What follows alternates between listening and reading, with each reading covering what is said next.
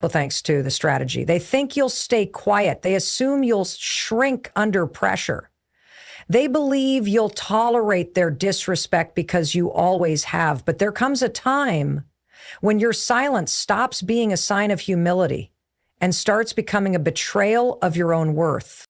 Disrespect isn't just about loud insults or public humiliation. Sometimes it's the subtle tones, the backhanded compliments, the way they dismiss your ideas, roll their eyes, or ignore your presence. It's the quiet message that says, you don't matter. But here's the truth they don't want you to realize. You teach people how to treat you, not with your words, but with your boundaries, with your energy, with your choices. It's time to stop internalizing what others project. It's time to rise. Here are 5 powerful, unshakable ways to handle disrespect without losing your peace or your power. Disrespect often comes like a test, unexpected, sharp, and designed to provoke. In the moment it happens, your body might react before your mind has time to think. Your heart races, your fists clench, and your voice wants to rise. And that's exactly what the other person may want. Because the truth is, disrespect thrives on your reaction. It feeds off the emotional storm it creates in you. The more you explode, the more they win. That's why mastering calm control is the first and most powerful way to handle disrespect. When someone disrespects you, whether through words, tone, body language, or silence, it's natural to feel insulted. It might trigger years of buried pain or memories of being overlooked, mistreated, or invalidated. In that moment, everything in you might scream to defend your worth, to correct the offense, to make them see who you really are. But here's where the shift happens. Real strength isn't in overpowering the other person, it's in mastering yourself. The one who can stay calm when everything around them gets loud is the one truly in control. Most people assume reacting aggressively is strength. But shouting back, slamming doors, or engaging in back and forth arguments doesn't make you powerful. It makes you predictable. And when you're predictable, you're easy to manipulate. People can press your buttons and control your mood with a single word. That's not power. That's being emotionally hijacked. The one who remains composed under pressure holds the upper hand, not just in that moment, but in life. Because calm is clarity, and clarity gives you the space to respond instead of react. Learning to stay calm under disrespect doesn't mean suppressing your feelings or pretending something didn't hurt. It means acknowledging your emotions without letting them drive your actions. It's the ability to take a mental pause, to breathe, to observe what's really happening. In that pause, you reclaim your power. You give yourself time to process the situation and choose a response that aligns with your dignity, not your anger. Disrespect is often a projection. Hurt people. Insecure people try to belittle others to feel bigger. So when someone disrespects you, it often says far more about them than it does about you. Their words are a mirror of their internal battles, their frustrations, their ego. Once you understand that, you stop taking it personally. You realize that their behavior doesn't define your value. It defines their lack of character. And that understanding alone can transform how you experience disrespect. Instead of feeling the urge to prove yourself or fire back, you begin to see their actions for what they truly are, noise. And noise only has power when you give it your attention. The ability to look someone in the eye, stay centered, and respond without losing your balance sends a much stronger message than any angry outburst ever could. Sometimes, your silence in the face of disrespect speaks louder than any words. Not silence that comes from fear or passivity, but silence that comes from self-assurance. It's the silence that says, I'm not lowering my standards to match your behavior. That kind of silence makes people uncomfortable. It creates a mirror where they have to reflect on their own words because you didn't give them the reaction they expected. So remaining calm doesn't mean letting disrespect slide. It simply means choosing how and when to address it. You don't need to fight battles in public. You don't need to raise your voice to be heard. A calm, clear statement like, that's not acceptable, or we won't continue this conversation if it's disrespectful, can be more powerful than any argument. And when someone keeps pushing, your calmness allows you to make a wise choice, whether to distance yourself, disengage, or draw a firm boundary without emotional chaos. Calm control is not about being emotionless. It's about emotional intelligence. It's understanding that your emotions are valid, but not every emotion needs to be expressed outwardly. It's about developing an inner stillness, a kind of mental armor that allows you to move through disrespectful environments without losing yourself. The people who make you feel small often do so because they can't handle the weight of your presence. But when you stay calm, you don't give them the satisfaction of shaking your spirit. Instead, you become the reminder that self-respect is not loud, it's unshakable. You stop letting external situations dictate your internal state. And once you master that, disrespect loses its grip on you. There is a deeper level of self-discipline that comes with calm control. It's the kind of discipline that teaches you to walk away from unnecessary drama, to ignore provocation, and to stand in your truth without trying to convince anyone of it. That self-discipline is forged through practice, through moments when you could have erupted but didn't, when you could have clapped back but stayed grounded. Every time you choose calm over chaos, you strengthen your emotional muscles. People will notice the shift in you. They might even test you more in the beginning because they're used to the old version of you, the one who over-explained, overreacted, or tried to please everyone. But the new version of you doesn't play those games. The new version values inner peace over outer validation. The new version understands that not everything deserves a response, and not everyone deserves your energy. In every moment of disrespect, you have a choice. You can mirror their behavior and lose your balance, or you can rise above it and keep your power intact. Calm control is not weakness. It's quiet strength. It's the mark of someone who knows who they are and refuses to let chaos pull them out of alignment. It's how you start commanding respect, not through force, but through presence. Disrespect doesn't always come as a slap to the face. More often, it arrives subtly through ignored messages, sarcastic remarks, one-sided conversations, or someone constantly dismissing your voice. It creeps in silently, gradually eroding your self-respect if you're not paying attention. And the reason it often continues is because there are no boundaries in place to stop it. People will push as far as you allow them to. They will keep taking from you as long as you continue giving without limits. That's why one of the most powerful ways to handle disrespect is to set clear boundaries and, more importantly, enforce them without hesitation.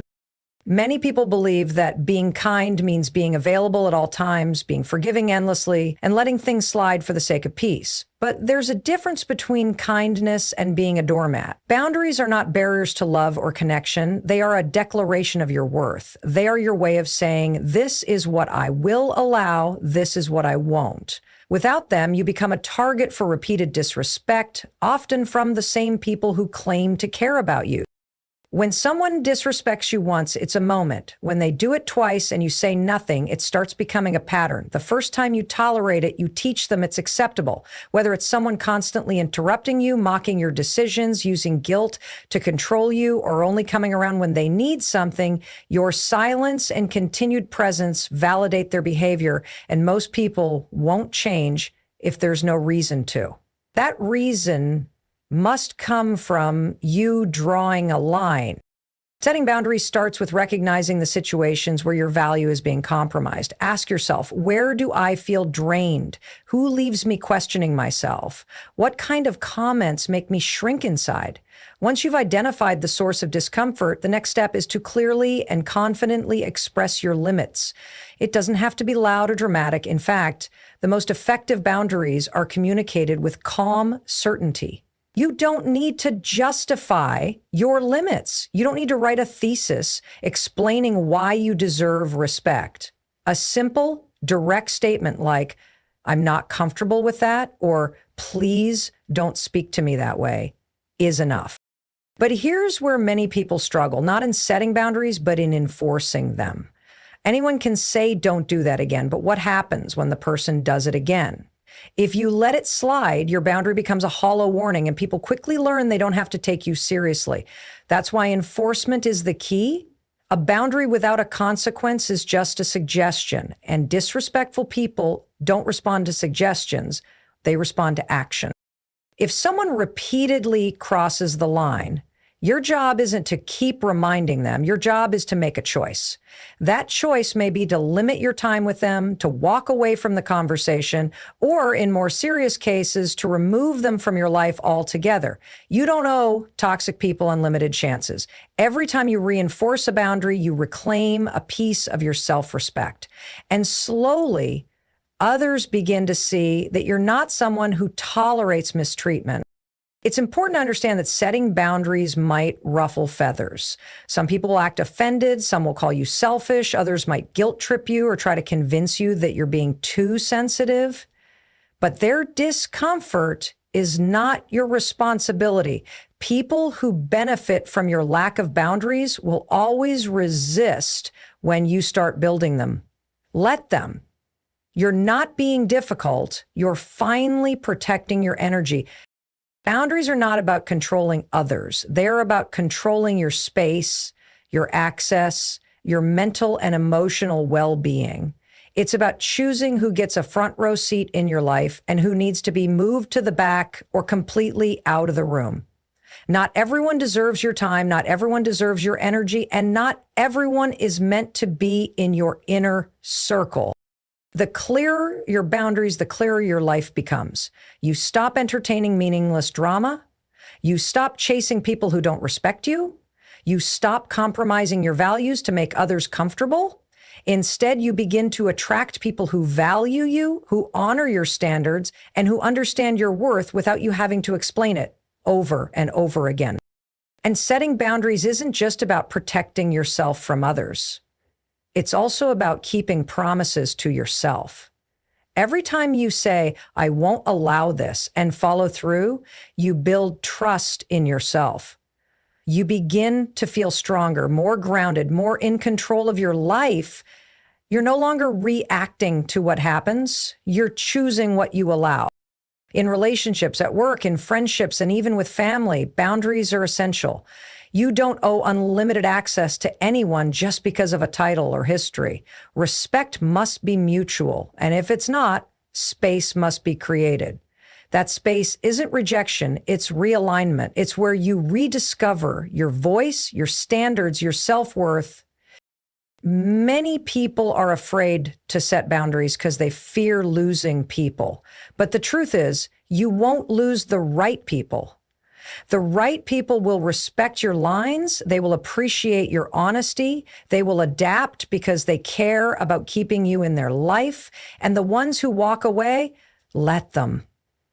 If someone leaves because you asked for respect, they were never meant to stay.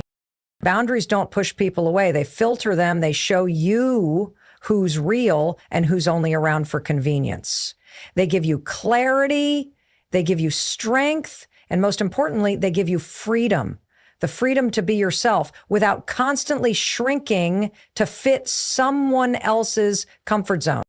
One of the most powerful shifts you can make in life is detaching yourself from the need for approval. It's the moment you stop looking to others to validate your worth and instead begin to validate yourself. Disrespect often hurts the most when it comes from people you were trying to please, people you trusted, or those whose opinions you valued. But what if their opinion never really had the power you thought it did? What if the real issue isn't what they said, but how much weight you gave their words? So many people go through life constantly adjusting themselves to be accepted. They walk on eggshells, silence their opinions, and mold their personalities, all in the hope of receiving approval from others. Approval that rarely comes in the way they imagined. And when disrespect shows up, it cuts deeply, not because it defines who they are, but because it threatens the identity they've built around pleasing others. The truth is, when your self-worth is tied to external validation, every insult feels like a rejection of your identity. You may have grown up being taught that being liked, being agreeable, being accommodating is the way to survive, to succeed, to be safe.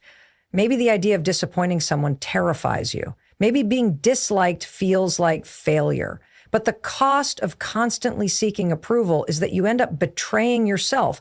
You hide your truth. You accept treatment that goes against your values. You tolerate disrespect because you're afraid of being labeled as difficult, too much, or not enough. And all the while, you diminish your own light for the comfort of others. Detaching from approval doesn't mean you become cold or careless. It means you stop needing permission to be yourself. It means you start living in a way that honors your truth, even if it doesn't earn applause. You begin to understand that being respected is more important than being liked, because respect has depth. It's rooted in your integrity, in your consistency, in your refusal to let others define your worth. When you stop seeking approval, something remarkable happens. Disrespect begins to lose its power. That's because you no longer give people the keys to your self-esteem. You no longer hang your confidence on their words. You no longer spiral just because someone didn't see your value. Their opinion becomes just that, an opinion, not a sentence. You start filtering what you absorb. Not everyone who criticizes you deserves your attention. Not every voice that speaks to you is qualified to shape your identity. People who are constantly seeking approval often stay in toxic relationships far too long. They stay friends with people who constantly belittle them. They keep working in environments where they're undervalued. They allow family members to disrespect them repeatedly just to keep the peace. And yet inside, they're torn apart because their need to be accepted overrides their need to be respected. But peace that costs you your dignity is not peace. It's quiet suffering. When you break free from the approval trap, you start walking differently. You carry yourself with assurance. You speak with more clarity. You no longer over-explain your choices to people who are determined not to understand you. You don't shrink when challenged, and you don't bend when pressured.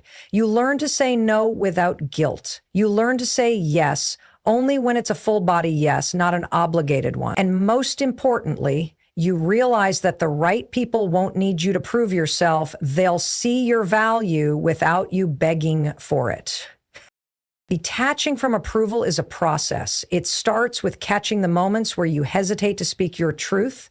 It shows up when you ask yourself, what will they think of me? Before making a decision. It whispers in the back of your mind when you consider dimming your ambition just to make someone else feel more comfortable.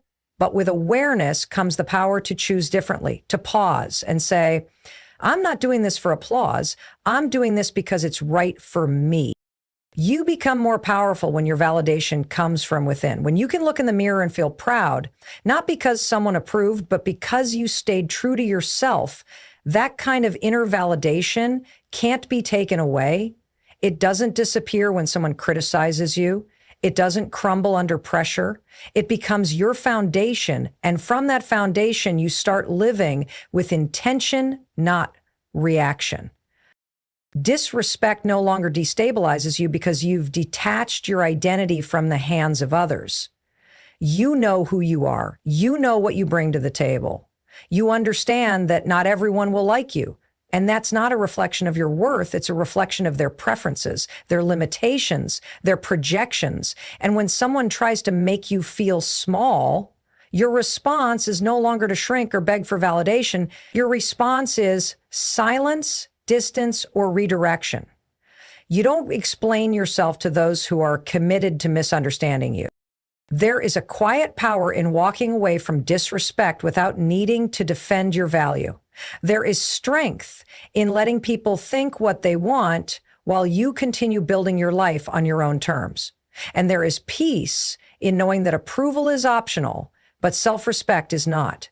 When you detach from the need to be liked, you become unstoppable, not because you've hardened, but because you've awakened. You've realized that the greatest approval you'll ever need is your own. Self-destrable is the invisible strength that separates those who react and those who respond, those who lose themselves in the heat of disrespect and those who rise above it with calm clarity. When someone disrespects you, your first impulse might be to lash out, to match their tone, to defend yourself with fire. But in doing so, you give away your power.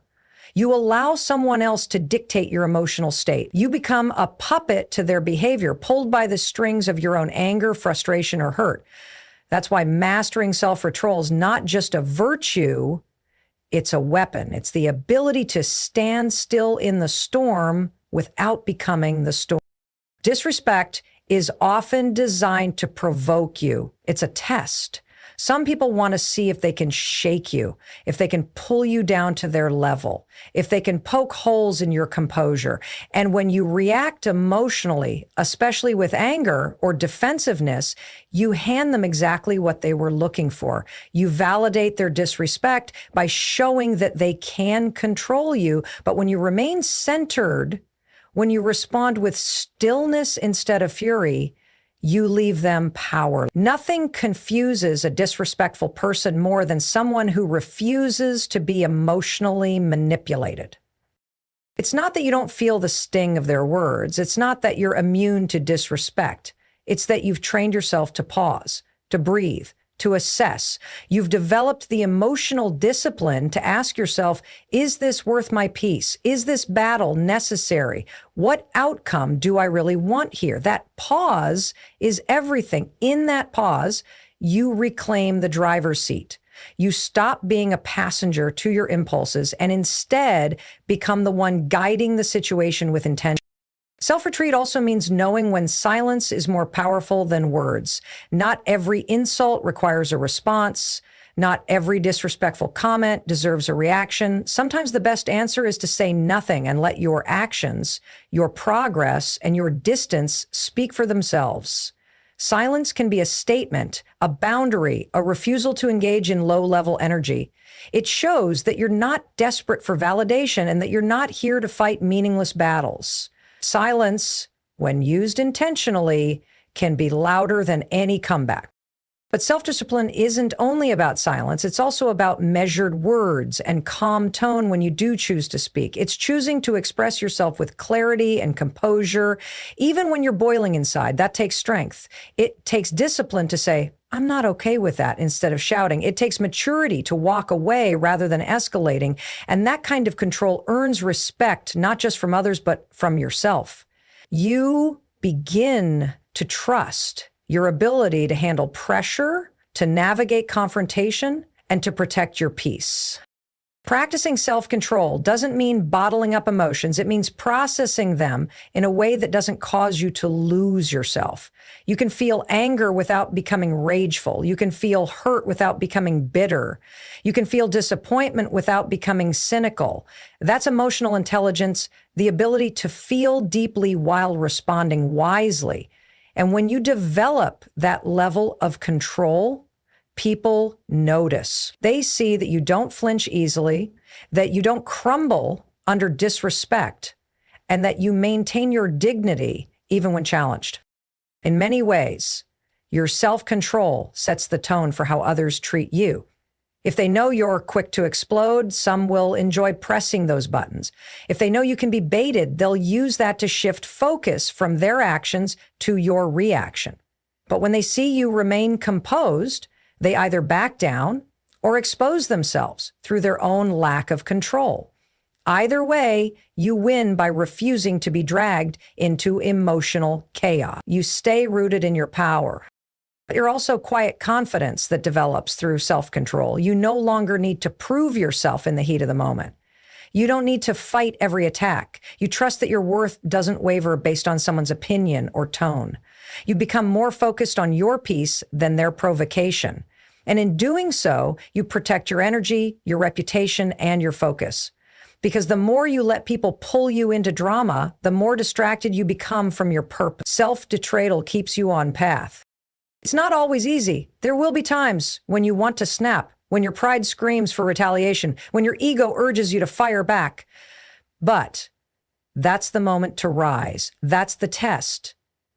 That's when real growth happens, not when you're unbothered, but when you're deeply triggered and still choose calm over chaos. And every time you pass that test, you build more resilience, more self-trust, more inner peace. People who disrespect others often lack control in their own lives. They project their frustrations, their insecurities, and their pain outward. When you understand that, you stop taking their behavior personally. You see it for what it is, a reflection of them, not of you. And that awareness makes it easier to remain centered, to remind yourself, I don't need to mirror their dysfunction. I choose peace over proving a point. Self-portrayal also protects your future. One outburst, one reaction, one emotionally charged decision can destroy opportunities, relationships, and credibility you've worked years to build. That's why mastering your emotions is not weakness. It's wisdom, it's strength, it's strategy. And the more you exercise it, the more powerful you become, not just in handling disrespect, but in leading your life with focus, intention, and clarity. Interesting. Walking away is often mistaken for weakness, but in reality, it is one of the greatest signs of self-respect and inner strength. It takes a powerful, disciplined mind to leave behind what no longer serves you, especially when emotions are involved. Disrespect doesn't always come in the form of loud insults or blatant actions. It can be subtle, persistent, and disguised in fake smiles, backhanded compliments, or silence when you needed support. And over time, the small cuts of repeated disrespect bleed more than a single blow. That's why learning to walk away is not about giving up. It's about choosing yourself over environments, people, and conversations that dishonor your value. Staying in situations that chip away at your dignity is one of the most self-destructive habits anyone can have. People convince themselves to stay for many reasons: familiarity, fear of loneliness, obligation, hope that the other person will change. But here's the truth. The longer you stay where you're disrespected, the more you teach yourself to tolerate it. You begin to normalize what should never be accepted. You start thinking, maybe I'm overreacting, or they didn't mean it, or this is just how things are. That inner dialogue can be more dangerous than the disrespect itself because it slowly erodes your self-worth without you even noticing it. There comes a time when you have to stop arguing, stop explaining, stop fighting for basic respect. That's the moment you choose peace over proving a point. Walking away is not about being petty or holding a grudge. It's about recognizing when a space is no longer aligned with who you are or what you stand for. It's about understanding that your presence is a privilege, and if someone repeatedly treats you like it's disposable, it's time to remove it. You don't owe anyone access to you, especially if they use that access to hurt you. Disrespect, when tolerated for too long, becomes a pattern. And patterns become lifestyles. If you keep excusing it, it becomes the rhythm of your relationships, your workplace, even your self-talk. But the moment you walk away, you break the cycle. You send a message to yourself and to the world that you know your worth, that you're not afraid to be alone if it means being at peace, that you're not here to beg for the bare minimum. You set a new standard, one that says, I won't stay where I have to constantly question my value. Walking away isn't just physical. It's emotional and mental too. You can leave the room, but still replay every disrespectful moment in your head. You can end the conversation, but still carry the wound. That's why real walking away means letting go, not just of the person or place, but of the need for closure, the need for justice, the need for them to understand. Sometimes you won't get the apology. Sometimes they won't realize what they lost. Sometimes they'll keep telling the story in a way that paints you as the villain. Let them. You don't need to win their version of the narrative. You just need to be free. There is power in disengagement and choosing not to participate in energy that drains you, in walking away with your silence, your dignity, your grace. Not because you're weak, but because you're wise enough to know your time, your peace, your mental clarity are too expensive to waste on people who refuse to grow, respect, or change. Walking away is not avoidance. It's a decision to stop negotiating with people who benefit from your lack of boundaries. Sometimes walking away means leaving a toxic relationship, and sometimes it means distancing from a friendship that no longer feels like a safe space. Sometimes it means turning down opportunities that compromise your values. Other times, it means removing yourself from conversations, debates, or environments that make you shrink. And the more you practice this, the more you learn that peace isn't found in having everyone understand you. It's found in choosing not to explain yourself to those who are committed to misunderstanding you. You don't have to fight for a seat at a table where you're not respected. You can build your own. You don't have to wait for someone to see your worth. You can walk in it. You don't have to keep proving yourself to those who refuse to value you. Respect is not something you should have to extract from someone. It should be freely given. And when it's not, the most powerful thing you can do is leave, not with anger, but with clarity, not with bitterness, but with boundaries. The truth is, the ability to walk away changes your life. It shifts the way you view yourself and the way others treat you. People start recognizing that they can't just say anything, do anything, and still expect you to stay. They see that your presence comes with expectations, with standards, with boundaries, and those who can't meet them will either adjust or exit. Either way, you win because you've protected your space. Walking away is also a form of healing. It's choosing to stop reopening wounds by staying connected to people who keep hurting you. It's recognizing that distance isn't cold, it's necessary, that loving yourself sometimes means letting go of what you wanted in order to make room for what you truly deserve. And yes, it may hurt at first. It may feel lonely, uncertain, even painful. But over time, you begin to breathe again. You begin to hear your own voice more clearly. You start rebuilding yourself, not from a place of pain, but from a place of power. You'll look back one day and realize that the moment you walked away was the moment everything started to shift. Not because the situation changed, but because you changed. You finally decided that being at peace with yourself was more important than being accepted by others, that your value doesn't decrease based on someone's inability to recognize it, that your life is too short to spend in places where you're merely tolerated, not truly appreciated. And in that moment of walking away, you reclaimed your story. You don't need to raise your voice to be powerful. You don't need revenge to be free. You just need to choose yourself consistently, unapologetically, relentlessly. People may not change, but you can change how you deal with them. Let them underestimate you. Let them doubt you. Just make sure you never doubt yourself. You were not created to blend in with those who don't value your presence. You were made to rise, to lead, to walk with quiet power. So from this day on, stop tolerating what makes you feel small. Set your standards higher. Set your boundaries tighter. And set your spirit free from the need for approval. Disrespect doesn't define you. Your response does. Now, go out there, not to prove them wrong, but to prove to yourself that you were never meant to be disrespected in the first place. You are meant to be unstoppable.